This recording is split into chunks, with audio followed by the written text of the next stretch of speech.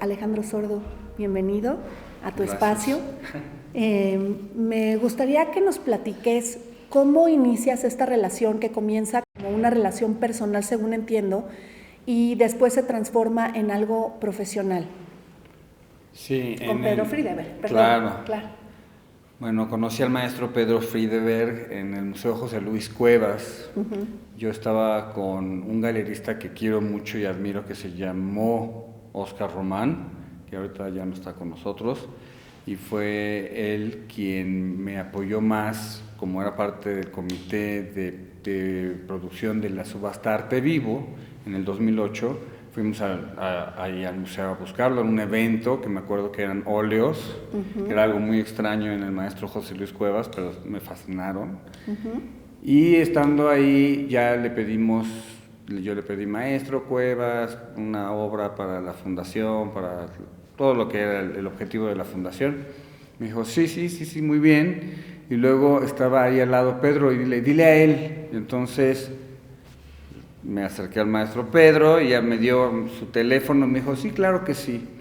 Y bueno, fui a recoger la obra, me acuerdo que se llamaba La Colonia Roma, y como yo nací en la Colonia Roma también, entonces yo estaba muy emocionado. Ay, eso, maestro, yo nací en esta colonia, no sé qué, y además me regaló una gráfica que decía, para Alejandro, que nació en la Colonia Roma. Ok. Ahí la tengo. Y bueno, me dijo, ¿no quieres pasar por un tequila? Y yo, bueno, va. Entonces ese día no pude, pero quedamos de vernos después. Y yo en ese momento estaba clavadísimo haciendo tai chi, y entonces pues me dijo, es que eres la persona más joven que conozco, que sí puedo platicar con ella. Y yo, qué bien, porque como me gusta mucho pues el conocimiento y lo que él le llama trivia, entonces así nos conocimos.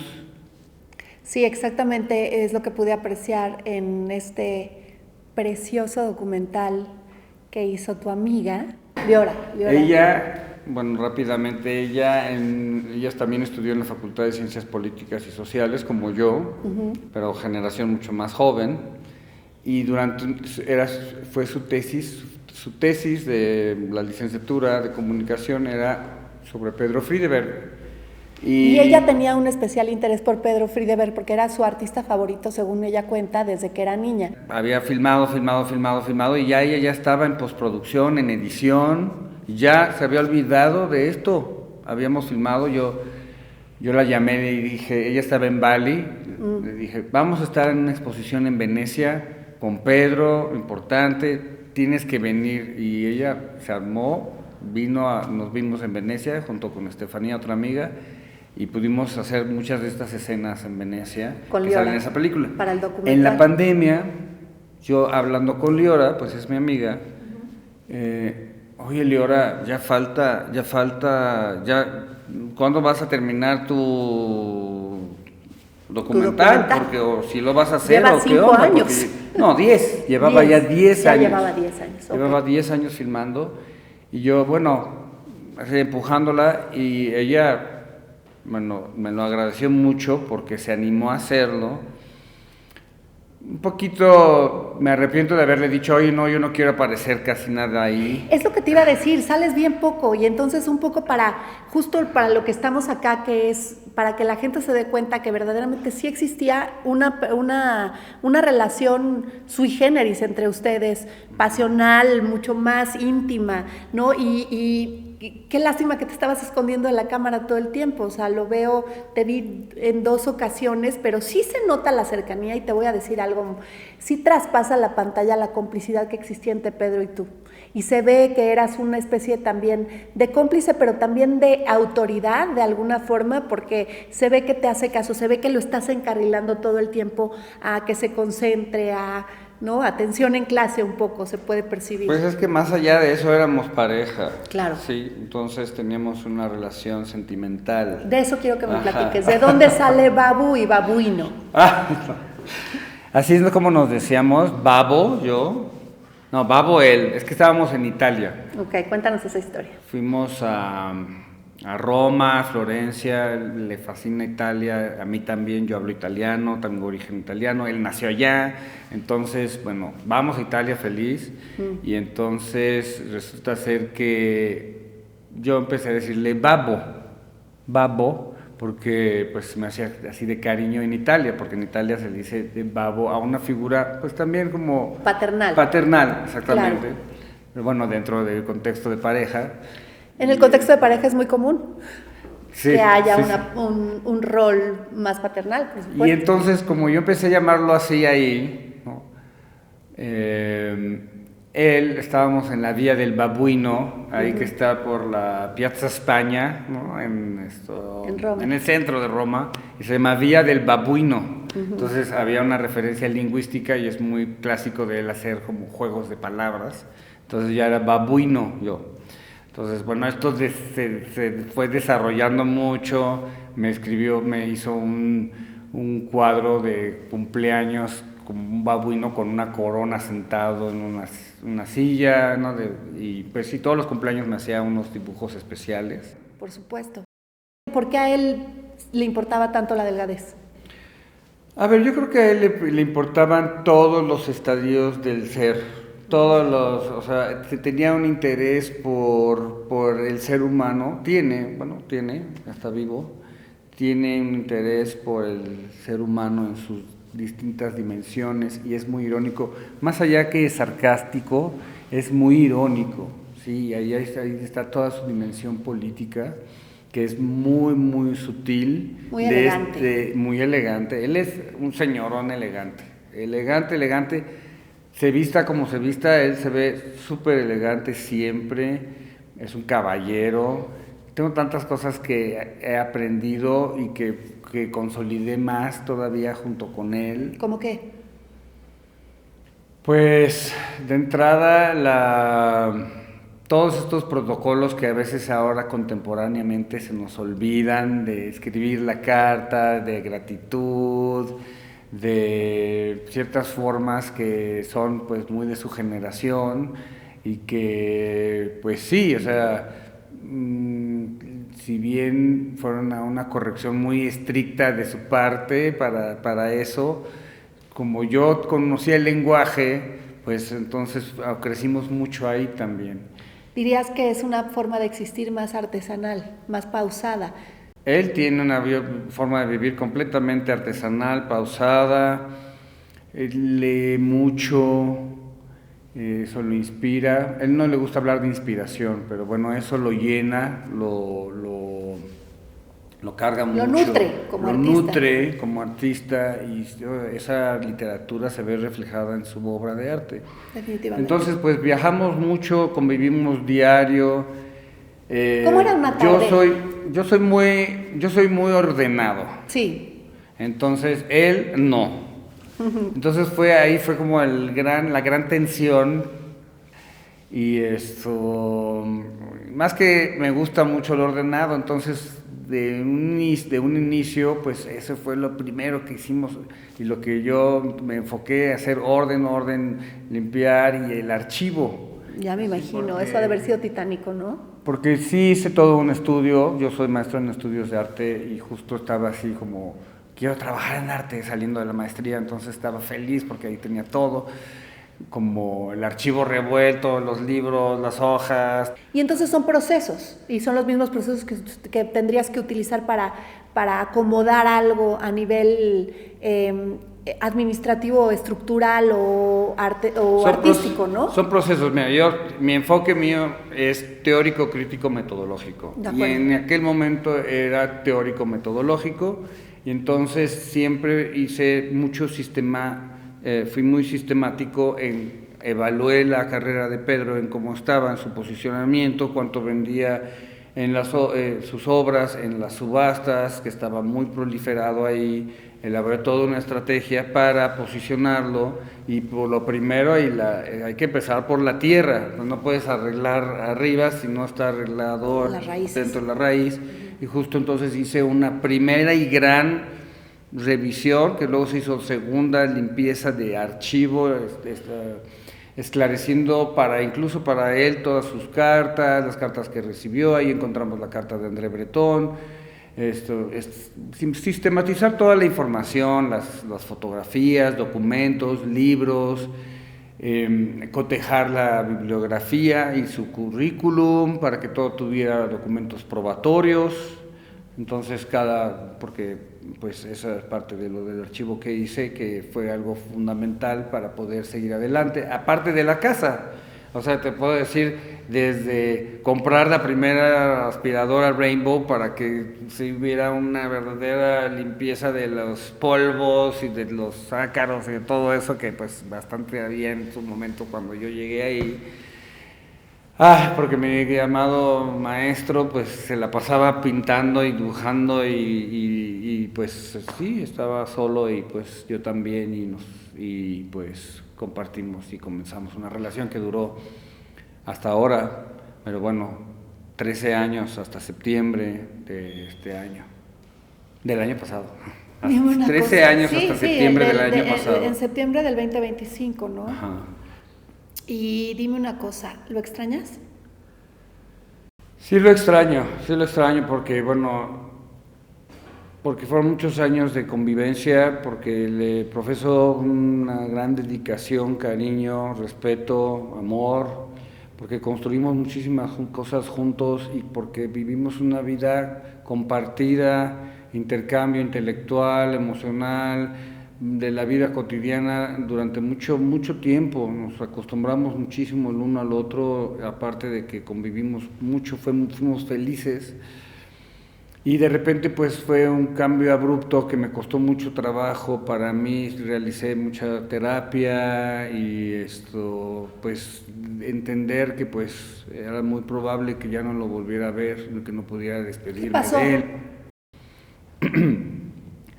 Pues circunstancias ajenas a mí, por decisiones de otras personas. Un día, un sábado 21 de septiembre, yo como normal lo fui a visitar y pues ya el domingo me fui a ver a mis papás y el lunes solo vi un mensaje que decía que iba a estar un tiempo mientras pues fumigaba en la casa, así en San Miguel de Allende, y ya, fue todo. Y no sabía yo que esa iba a ser pues ya ese sábado que lo vi. Lo bueno es que fue muy bonito, yo le vi unos libros, platicamos, él ya estaba bastante delicado, pero estaba muy bien lúcido, leyendo, dibujando un poquito, pero bueno, ahí estaba. Y ya esa fue la última vez que lo vi, y pues y pues sí, me siento triste y sí lo extraño. Si tú tuvieras la oportunidad de regresar a un día de esos 13 años, ¿a cuál día regresarías y por qué? Bueno, en realidad son muchos días. Pero si tuvieras que elegir uno que representa, que lo vivieron, que disfrutaron, que compartieron, que representa, digamos, de alguna manera simbólica para ti, para él, esos 13 años de relación. Bueno, en 2019 fuimos juntos, es un viaje que fuimos juntos, lo acompañé con gran resistencia a cruzar el Atlántico en barco. Wow. Ajá. Y entonces fue un viaje de 3 meses juntos, que estuvo fantástico.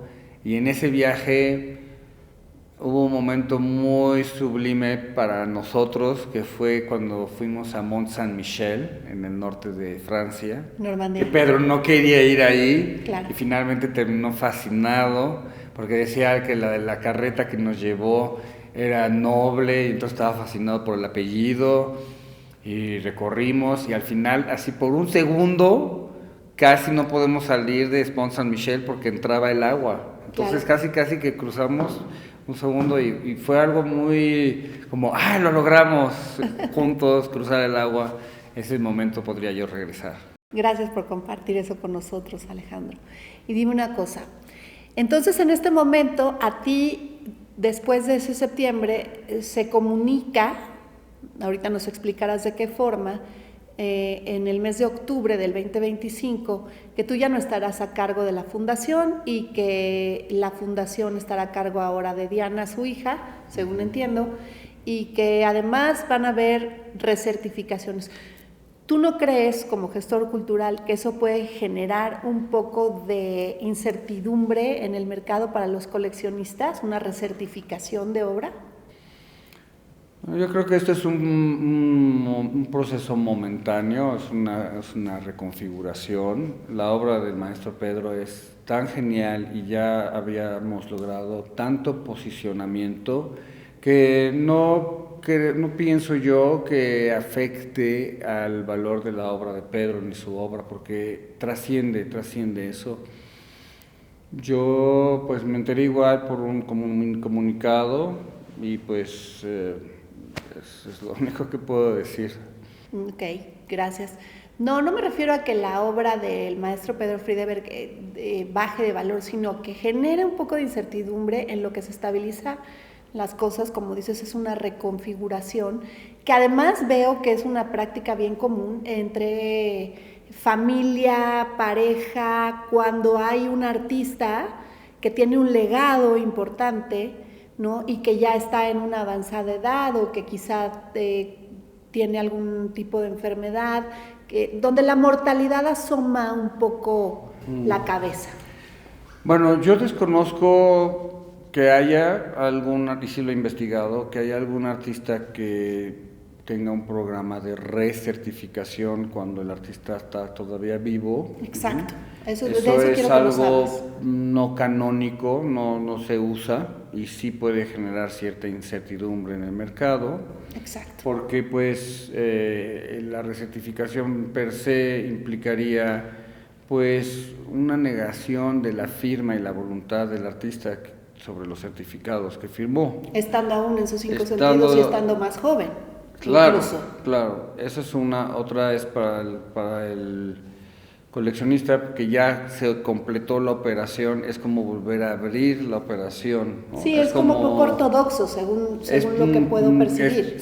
Es cero ortodoxo y además pues tampoco se conoce que haya NFTs o NFCs como mecanismos de certificación, lo cual considero que bueno, estamos en una época en el siglo XXI en donde bueno, sí, apertura a las nuevas tecnologías, me parece bien, simplemente que requiere la fundación, hasta ahora no se ha pronunciado, indicar cuál es el comité o quién está avalando esas certificaciones, porque per se el mecanismo puede ser genial, pero si no hay un aval de legitimación y de certificación por un cuerpo colegiado que determine la autenticidad, pues resultan esfuerzos en vano.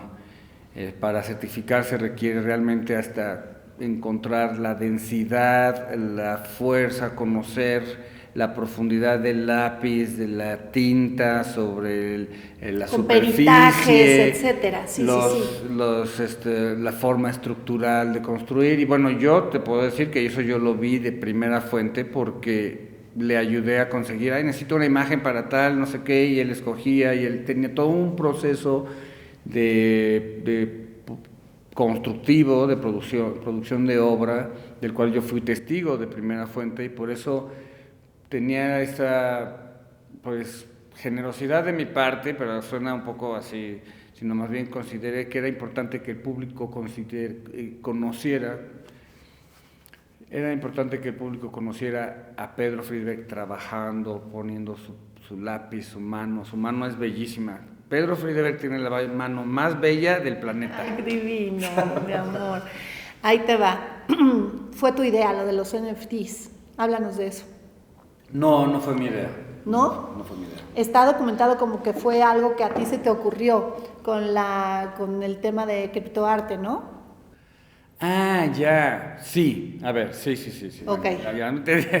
Bueno, siempre he pensado que Pedro, para posicionarlo y en la situación en la que estaba, tenía que estar a la vanguardia con los más jóvenes y la tecnología. De acuerdo. Por eso establecí una estrategia de redes sociales, de medios tradicionales y medios digitales, para que él siempre estuviera vigente y presente. Y él odiaba toda la tecnología, además. Sí, además esto requería que hubiera eventos, que hubiera algo que mostrar, porque no puedes nada más mostrar, sino tenía que haber qué mostrar. Entonces me había que hacer esto, gestionar esos eventos, esos proyectos, todo eso. Entonces, para que el público joven, o sea, comenzamos hace 15 años, bueno, hace 13 años ya de manera formal trabajando. Entonces, el público que ahora compra y está frenético por Pedro, la Friedbergmanía, que yo le llamaba. Friedbergmanía. Empezaron estudiantes del centro o de la Ibero o de la UNAM o de cualquier lugar, eran jóvenes y tenían 20 años, no podían comprar la obra, pero ahora tienen 33, o tenían 25 y ahora tienen 40. Entonces, ahora que pueden comprarlo, lo hacen. Claro. Y esa fue la estrategia. Porque yo evalué, bueno, a ver, que los de arriba de Pedro, pues que compren, ya compraron, ya lo tienen en su casa. Que los hijos de ellos, pues ya los heredaron también, o más bien hay que generar nuevos públicos. Entonces esto se llama posicionamiento intergeneracional. Entonces vi el vínculo que había entre Pedro Friedeberg y las generaciones actuales, que es súper psicodélico, podría llamarse, pero no es psicodélico. Pero bueno, estas características pop, eruditas, maximalistas de Pedro resonan muy bien hoy. Y el maestro Ignacio Prado, que fue mi maestro, fue el que aplicó el neobarroco, que es algo que él hace muchísimo en sus estudios. Yo le pedí a mi maestro, oye, puedes escribir este texto de neobarroco, así lo más denso que quieras, para el libro que publicamos también con Trilce, Casa Irracional. Eso fue en 2017. Ok. ¿Y qué le dirías a toda esta gente que de alguna forma quiere relegar tu papel tan personal, tan puntual, tan asertivo, tan eficaz incluso, a un papel meramente administrativo? Bueno, en primera instancia ni tuve papel administrativo, y segundo es que pues no lo conocen. Entonces lo que les diría que incluso si se trata de su propia familia. Sí, pues también lo desconocen.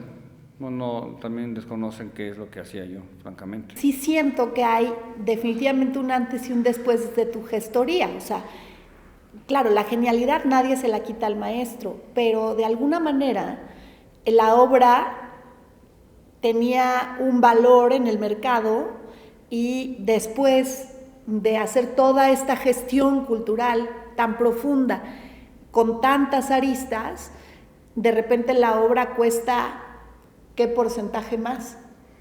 Pues mucho porcentaje más. Te puedo decir que la misma obra se estaba vendiendo en $4,000 en 2012, o sea, el mismo tamaño, y hoy en día cuesta $50,000-$60,000.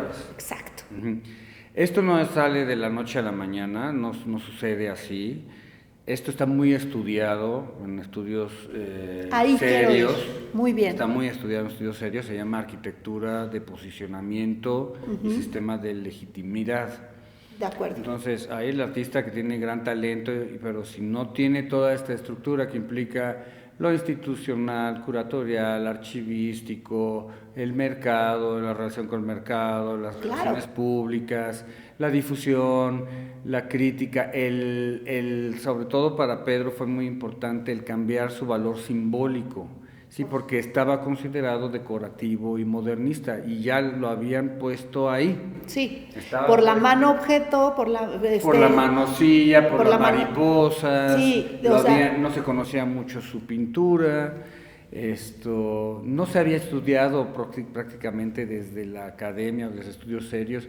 James Olds fue el primero que empezó a estudiar la manosilla, la mariposa, pero aún así... Pero no como un objeto decorativo, sino como una forma de arte, claro. Ese es el primer estudio serio sobre la manosilla, sobre la mariposa, como una forma de arte. Antes estaba considerado completamente pues modernista y decorativo. Eso es lo que estaba considerado. Yo me acuerdo. Precisamente fue algo bastante complejo, fueron muchos años de picar piedra, francamente, porque estaba cerrado. O sea, yo sentía en ese momento, desde mi perspectiva, estaba cerrado el sistema arte para Pedro. O sea, se estaba abriendo. No estaba completamente cerrado, se estaba abriendo. Pero sí había habido un momento en que había estado completamente pues digamos en una fase de conciencia productiva, produciendo mucho y de mecenazgo, pero había desaparecido de la escena del arte. Sí. Sí, por lo mismo su cotización se había reducido porque no había visibilidad de la obra. Entonces era importante ponerle visibilidad, transfigurar su valor simbólico a una forma de arte, que es justo lo que estoy haciendo más junto con estos curadores tan importantes como Daniel Garza Usabiaga, Itala Schmetz, Michel Blanc-Suber, Castillo, Tania Ragasol, Alesha Mercado, Patricia Ruiz Gili, Verónica Flom, o sea, son 13. Sí. Hicimos también un ensayo sobre grafología. Es un libro que se llama, bueno, no tiene título final, pero es Radial, y ese es mi ensayo, Radial, hacia una antología de la experiencia estética, estudio sobre la obra de Pedro Friedeberg, y es una serie de ensayos. Este es el primer ejercicio más serio de compilación de estudios críticos y teóricos sobre la obra de Pedro Friedeberg, más allá de lo anecdótico. En lo anecdótico estaba encasillado también, porque su vida es maravillosa, su vida conoce muchísima gente, pero eso no lo define a él. O sea, que haya sido amigo de Leonora Carrington es maravilloso, pero ¿y su obra qué? El valor de Matías intrínseco de Geritz fue, él decía que Pedro era mi Matías Geritz, eso él decía, que eso decía mucho Pedro, que era la relación, que él era el babuino, decía, de Matías, pero esto no es cierto porque tal cual así, porque no, desde que yo sepa que nunca tuvieron una relación de pareja como yo sí con Pedro. Sí, de acuerdo. Pedro estuvo casado en 3 ocasiones. Estuvo casado con la aristócrata europea, estuvo casada con Carmen, que es la madre de sus 2 hijos. Cuéntanos un poco más de eso. No, y también primero su primera esposa fue Nancy Lane, que era una americana, y se fue a vivir a Hawái, Pedro. Okay. Entonces estuvo viviendo a Hawái, pero se regresó porque se aburrió. Okay. Quería estar aquí en México. Qué belleza. Sí, pues Pedro ama mucho a la gente, ama mucho a las personas. Y veo que la gente a él, ¿no? Era una persona muy magnética, porque yo veo que la gente como gravitaba muy hacia la enorme personalidad que él fue desarrollando como con los años y que era pues más grande que la vida, como dicen los gringos, larger than life, ¿no? Pero con una magia de sencillez, porque era tenía una gran presencia, pero no era esa presencia que se imponía, sino una presencia elegante. Elegante, sí, no noto nada de soberbia en su andar, en su transcurso por la vida. No lo veo como una persona que sí se queja constantemente de muchas cosas y de muchas personas, de muchas situaciones, pero además correctamente hecho, porque creo que la hipocresía, la seriedad, que muchas veces el mismo mundo del arte, ¿no?, se toman demasiado en serio a sí mismos, y él un poco se burlaba de toda esa solemnidad. Esa es una gran magia de él, una gran cualidad, y pues sí, en el mundo del arte hay de todo. Hay de todo. Pero la verdad es que hay de todo, pero yo lo que más he encontrado es pues muchas relaciones de sinergia, mucho alegría y satisfacción por hacer proyectos juntos. Tuve la fortuna de encontrar gente con la que me gustaba también trabajar, sí, y a Pedro también le gustaba, y con los que no le gustaba me los aventaba a mí. Eso también era tu labor, ¿no? Sí, fui también mucho, tuve esa función también de como la gente que él no apreciaba tanto, pero que era funcional para pues su carrera, pues tuve esas relaciones públicas. Y pues sí, así era Pedro. Bueno, es Pedro, porque desde donde yo sé, él sigue vivo. Él sigue vivo. Hasta ¿no? donde yo sé, él sigue vivo, entonces él sigue siendo un hombre amoroso y elegante. Hasta donde yo sé, no ha cambiado eso. Sin embargo, pues no sé su estado actual y lo desconozco. ¿Qué tan disímbolo es el personaje público que él construyó? Se nota claramente que quiere tomar distancia del personaje público y de lo que pasa en su vida privada. ¿Qué tanto se parece ese personaje público realmente a el maestro Pedro a el Pedro de la intimidad? Como nuestra relación fue tan cercana, el espacio público y el privado, no había separación porque estábamos juntos. El claro, espacio público para nosotros era privado, claro, también. Entonces no puedo desde mi punto ver cuál era la proyección de él hacia el exterior, porque yo siempre tuve una relación íntima con él. Qué bonito. Lo que sí te puedo decir es que esa cara de gruñón o así como que estar aloof, no sé, como distanciado, en realidad pues tiene un componente de eso, pero él es una persona muy tierna, una persona muy tierna, generosa, siempre apoyaba muchísimo, daba de más, siempre todas las propinas daba de más, mucho más, porque así dijo que su papá lo había enseñado y pues sí, y yo también empecé a dar de más en las propinas y todo. Pues esa es una de las cosas de aprendizajes que tengo de él, ¿no? Esa generosidad, esa apertura y esa ternura. Sí, él lo menciona, ¿no? En alguna de sus cartas donde pone como esta onda de que sea un arreglo justo y generoso para todos, que es un término que no se utiliza muchas veces cuando se trata uno de poner de acuerdo en cuestiones que tienen que ver con el dinero. Sí, él siempre pensaba que todos teníamos que, muy sinérgico, sin él saber conocer estos términos, pero siempre muy sinérgico. ¿Por qué terminó odiando la manosilla con tanto fervor?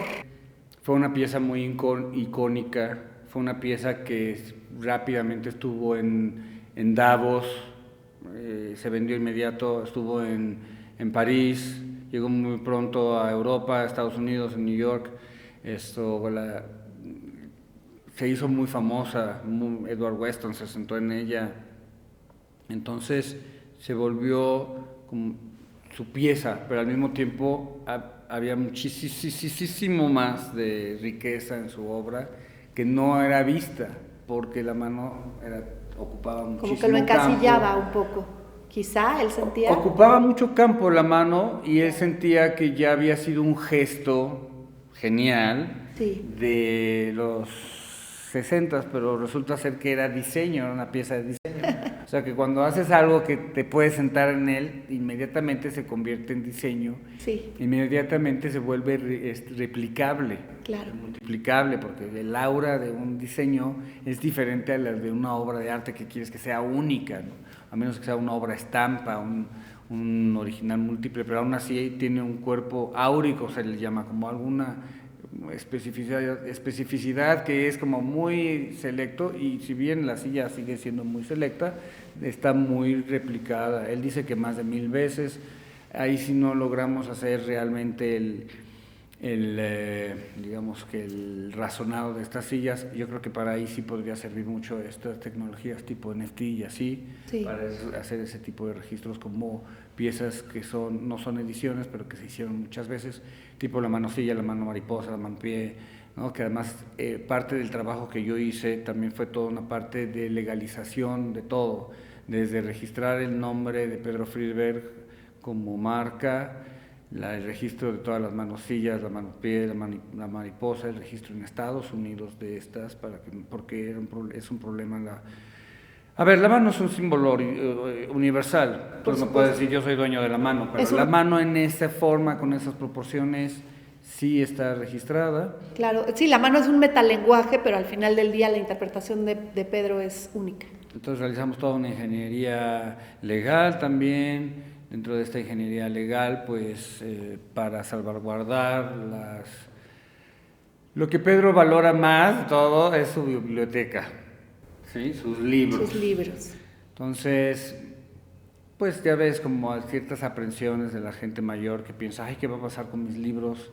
Entonces yo le decía, bueno, la única forma de realmente salvaguardarlos pues es a través de una fundación que se dedique a preservar, archivar, terminar el archivo porque es gigantesco, y ya ir a una tercera profundización del archivo, de fotografías, documentos, pues hacer algunas regalías, ¿no? Como empecé a hacer todo este sistema como es tan popular y tanta gente lo quiere, pero no todo el mundo lo puede tener, ¿verdad? Sí. Entonces acceder, así como otros artistas han hecho como Jeff Koons, acceder a un arte más cercano, asequible a otro tipo de públicos que también admiran mucho la obra de Pedro y que que admiran mucho y que todos somos merecedores de la obra de Pedro, de tenerla y disfrutarla y gozarla. Entonces, pues habría podido ser con Trilce ahí algo que pudiera ser como libretas, así, las regalías, esos tipos de derechos de reproducción, etcétera. Entonces, para eso se hizo la fundación, de la cual yo soy vocal fundador, junto con los hijos de Pedro y su ex esposa Carmen. Eso se me ocurrió a mí y esos miembros también, y Pedro Friedeberg de presidente, y pues hasta ahí fue como se creó la fundación. De ahí el sentimiento de que te dieran las gracias en octubre, que se te haya ocurrido toda la idea a ti, que te hayan dado como, pues no es el lugar que tú merecías, ¿no? A ver, mi lugar no me lo tiene que dar nadie, porque Bien. Mi lugar es clarísimo para mí, para Pedro principalmente, y que es el más para importante. El mundo del arte, para sus amigos. De acuerdo. Entonces, en mi lugar, mi función ahí está muy claro. Solamente ciertas personas de un público general que desconocen, pues tienen otras versiones. ¿Qué les dirías a esas personas que sienten que tú te beneficiaste económicamente? Pues, como dices tú, ¿no? Toda gestión tiene... Explícanos esta parte. Bueno, es muy sencillo. Todo trabajo es muy sencillo. Todo trabajo implica una remuneración. Claro. Si no es un voluntariado.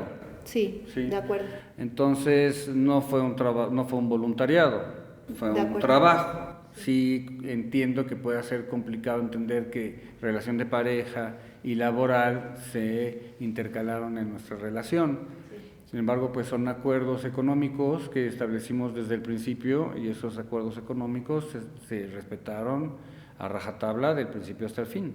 Simplemente la obra que costaba una cantidad menor, pues, pero tenía muchísimo menos cotización y gente que le demanda, con el trabajo que hicimos juntos, al cabo de los tiempos, pues costó muchísimo más, y mucha gente más la quería. Entonces, pues el resultado de la fórmula original se volvió una cantidad mayor. De acuerdo. Simplemente es el resultado del fruto del esfuerzo del trabajo. Bien dicho. Dime, qué bonitas tertulias, ¿no? Con José Luis Cuevas, con mentes inagotables, esas comilones divinos en donde se brindaba con champaña y donde se conversaba. Fue muy feliz yo de conocer junto con Pedro. Bueno, Pedro ya los conocía, pero bueno, me compartió de eso, y tener muchas comidas con Elena Poniatowska, con Ida Rodríguez Prampolini, con Diego Matay, la Chacha, con Diego Matay, con Arnaldo Cohen, José Luis Cuevas, Lance Wyman, sí, entre muchos otros personajes distinguidos de la sociedad que ya tienen consagración, y que pues ahí sí tuve la gran fortuna de la generosidad y del amor de Pedro, que siempre me incluyó en su participación social. Qué bonito para una persona tan joven como tú en ese momento poder gozar de estos conversatorios. Ay, sí, bueno, yo estaba fascinado, era el jovencito entre pues personas que me llevaban mínimo 40, 38, 35 años más que yo. Yo estaba así con los ojos abiertos, los oídos así, más que nada más no poder parar. Como esponjita. Sí, como esponjita de conocer, porque pues gracias a Pedro conocí en las conversaciones pues mucho de la crónica de la Ciudad de México, las anécdotas, la historia del arte en México, de la sociedad. Sí, eso es inigualable para mí. O sea, es como de lo que más me llevo en mi corazón, de todo este periodo fundacional de mi vida. Me imagino que va a ser difícil. Una nueva etapa. Sí, inicias, a eso quería llegar. ¿Qué sigue para ti? No debe de ser fácil haber tenido un personaje en tu vida sentimental, en tu vida amorosa, de la talla de Pedro Friedeberg. Como que creo que vas a tener que recuperar de alguna forma la cordura, digamos, y entender que no hay muchos Pedros Friedeberg, que hay solamente uno, y que tuviste la suerte de compartir tu vida con él. ¿Qué sigue para ti? Pues mira, la cordura sí la tengo, y lo que sí te puedo decir que no hay muchos otros Pedro Friedeberg, pero sí hay un Alejandro Sordo, y ese está aquí conmigo y ese me pertenece. Y ese es ahora el que le estoy enfocando todavía más. Sí.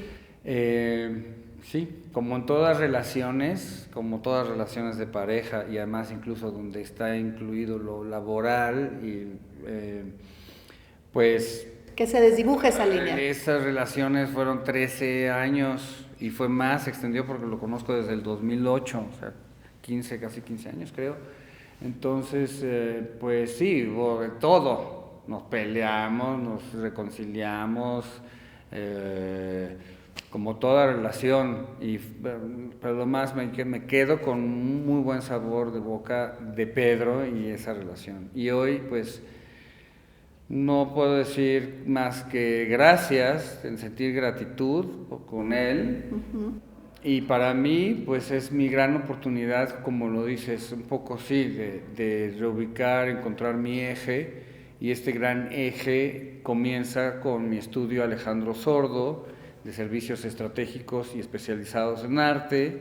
No es propiamente una galería, tiene varias áreas, pero tiene la parte crítica, la parte curatorial, la parte de legado y herencias, catalogación, coleccionistas, asesoría en relaciones públicas para galeristas y para artistas, ayudarlos a que registren sus...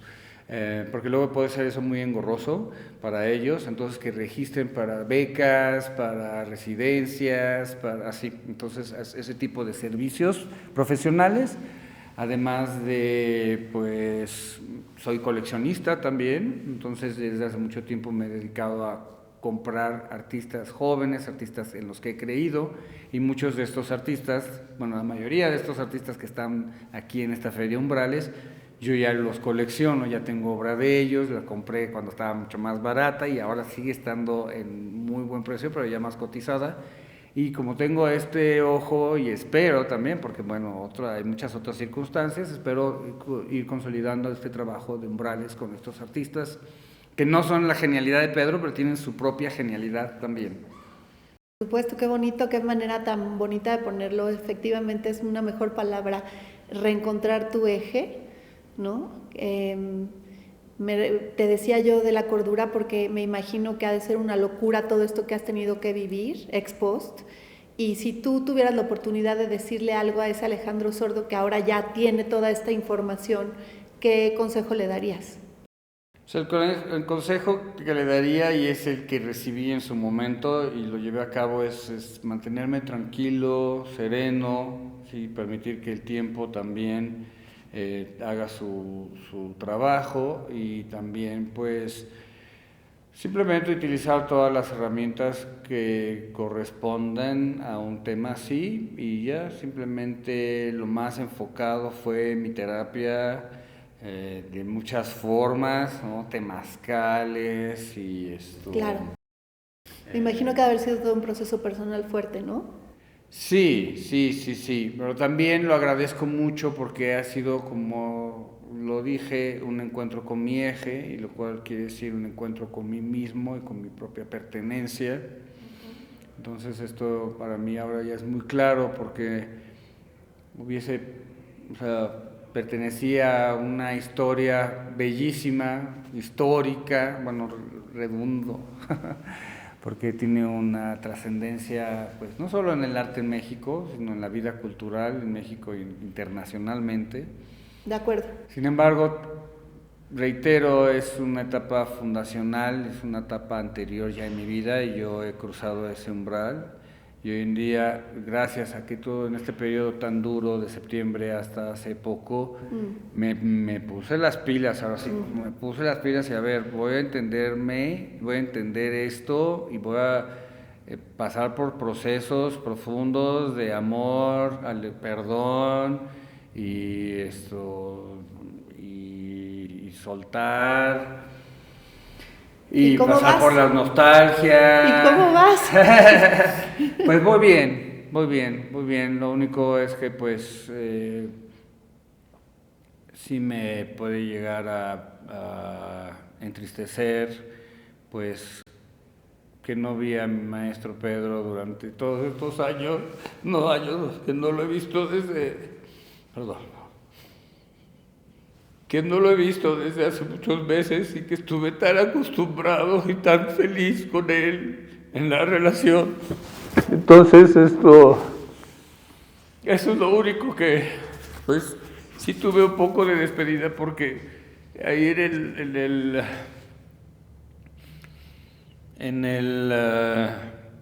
empezaba a hacer yo poemas así porque empecé a interesarme en la inteligencia artificial mucho. Entonces yo decía, ¿a poco puedes hacer un soneto?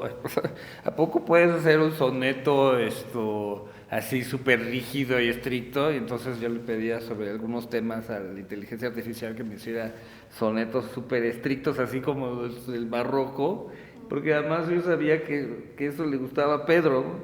Entonces le empecé a hacer poemas así súper sobre él, hechos con inteligencia artificial, sonetos perfectos, y wow. Sí le dije que era inteligencia artificial, pero ni me entendió. Y le había hecho uno de gratitud, ¿no? De todos los viajes, así, ese día que lo vi la última vez. Y además yo estaba muy enfocado porque como que ya se aburría mucho, entonces lo que hacía era leer. Y le compré unos libros, me compré como 4 libros que podrían interesarle. Y le hice un dibujo ese día. Me dijo, ay, qué bonito dibujo. Él ya estaba más cansado. Todavía se movía muy bien, ¿no? Bajaba, subía escaleras, todo, pero estaba ya acostado la gran parte del tiempo. Me decía, ay, qué bonito libro, qué bonito dibujo, vas a ser un gran artista, Sí, no, yo le dije, no, pues sí, es que aquí. Pero bueno, no creo que sea artista. Yo soy crítico, curador de arte. Sí. Y ya esa fue la última vez que lo vi. Todavía hablamos una vez después, como una semana después, porque yo no entendía nada en un momento, entonces decidí quedarme en silencio. Ha de haber sido No me dijeron nada, no entendía nada, me quedé en silencio y dije, bueno, voy a ver qué es lo que está pasando, ¿no? Y lo rudo de todo esto es no saber la postura de Pedro, ¿no? O sea, no escuchar su voz en ningún lado. Sí, porque pues de repente ya llegó el comunicado y pues ahí yo entendí que Pedro lo habían enviado al mercado secundario, o sea, de términos, o sea, que la carrera de Pedro se había convertido ya en una carrera que entra en el campo del mercado secundario, o sea, ya en una obra activa, no estuvo su firma ahí, no estuvo su voz, eso fue lo que a mí me pareció pues muy extraño y muy poco, digamos, usual. De acuerdo. Algo muy poco usual. De acuerdo. Ok, bueno, pues para cerrar me gustaría preguntarte, ¿qué opinaría Pedro de esta entrevista? Yo creo que estaría muy contento, me felicitaría, me diría no, porque me ponía así en un pedestal de repente y le decía, no, bájale. Y yo creo que estaría muy contento y me felicitaría, y me dijo, muy bien, babuino, me diría. Si tú pudieras, Alejandro, si tú pudieras mandarle un mensaje a Pedro, estuvieras seguro que le va a llegar, ¿qué le dirías a Pedro Friedberg en este momento? Bueno, le diría que fui muy feliz a su lado, le diría que gran parte de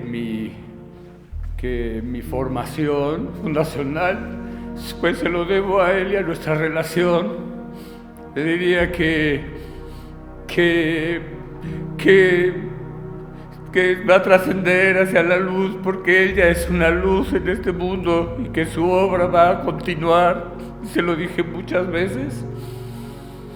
Que ha dejado una huella maravillosa en mí, que siempre lo voy a respetar, amar y que siempre voy a estar en su honor.